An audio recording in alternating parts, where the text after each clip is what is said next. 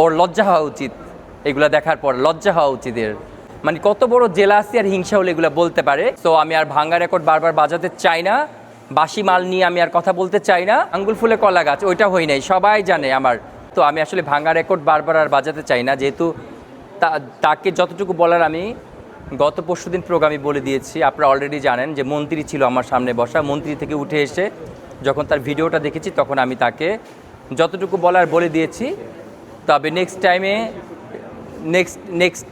টাইমে যেন এই ধরনের কিছু না করে, আমি যা বলার বলে দিয়েছি। আর সে তো বলেছে আমি যদি তার প্রমাণ দিতে পারি সে কী করবে, তাহলে ওকে কী করা যায় বলেন। অলরেডি আপনারা দেখতে পেরেছেন যে আমার সার্টিফিকেট আছে অলরেডি। আমি যে কেতান আরমাকার আমার যে গুরুজি, সে আমাকে অলরেডি ভিডিও পাঠিয়েছে ভাইবস, যে তার কাছে যে আমি শিখে আসছি। এর চাইতে বড় প্রমাণ লাগে?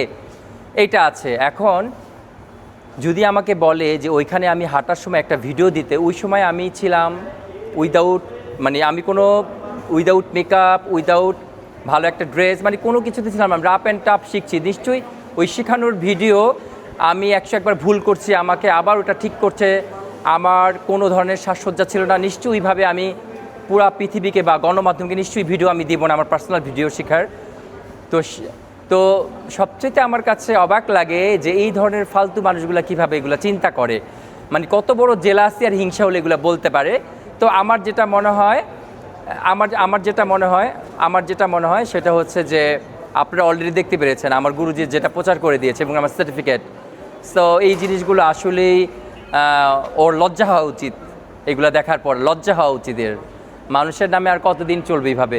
শুনেন, কালারফুল ফেক জিনিস কোনো দিনই স্থায়িত্ব হয় না। যত কালারফুল দেখবেন ওগুলো তত ফেক হয়, ওগুলো দেখবেন যে ঝরে যায়। তো এরকমই হবে, যেটা ট্রু, যেটা রিয়েলি শিখে আসছে। আর আমি মিডিয়াতে কত বছর ধরে আসছি এটা সবাই জানে। আমি ওই কলা গাছ ফুলে আঙ্গুল, কি যেন বলে একটা কথাটা, হ্যাঁ, আঙ্গুল ফুলে কলা গাছ ওইটা হই নাই, সবাই জানে আমার। ইভেন আমার ইন্টেরিয়র এত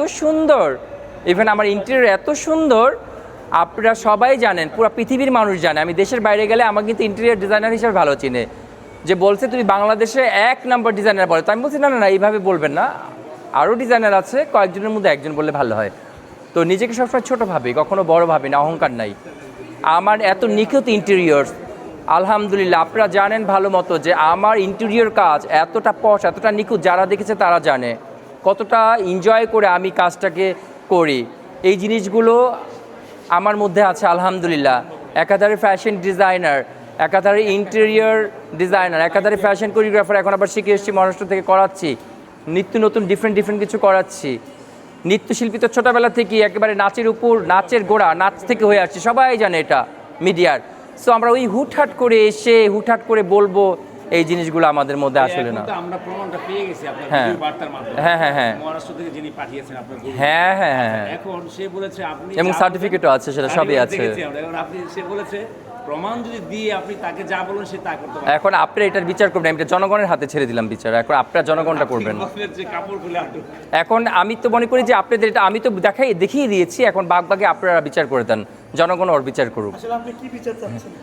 আমি তো বললাম সেটা আমার হাতে না, যেহেতু আমার যতটুকু ছিল আমি দেখিয়ে দিয়েছি। হ্যাঁ, আমি তো সেটাই বললাম যে এটা আপনারা ওর বিচারটা আপনারাই করেন। আমি যেহেতু ওর ব্যাপারে অনেক কথা বলছি, আর কথা বলতে চাচ্ছি না। তো আমি আর ভাঙ্গা রেকর্ড বারবার বাজাতে চাই না, বাসি মাল নিয়ে আমি আর কথা বলতে চাই না। সামনে আমার অনেক ধামাকা সুন্দর প্রোগ্রাম আছে, আশা করি আপনারা প্রোগ্রামের অপেক্ষায় থাকবেন এবং সুন্দর জিনিস আপনাদেরকে সামনে আমি দেখাবো, চমক মানে কামিং খুব তাড়াতাড়ি। সো ইনশাল্লাহ সবার সাথে দেখা হয়ে যাবে। একদমই না, প্রশ্নই উঠে না।